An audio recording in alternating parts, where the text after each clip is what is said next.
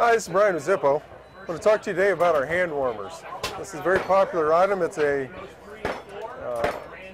lighter fuel ignited hand warmer.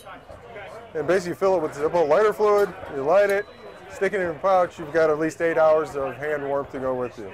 We have different varieties this year. We have a black, a real tree camo, and our NFL real tree camo pattern, which comes embroidered with all the NFL teams, as well as a nice shiny hand warmer to go with that.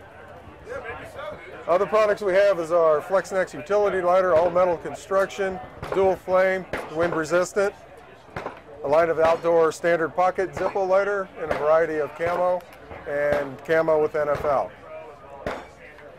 Also new this year is a tin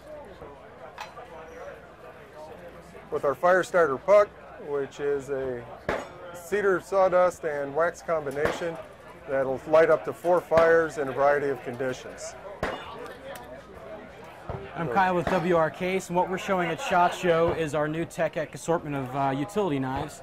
This is more of a modern style knife than our traditional pocket knives, but it's designed for the average or everyday consumer. So everything from field dressing to standard tasks around the house, this is a series of knives for you.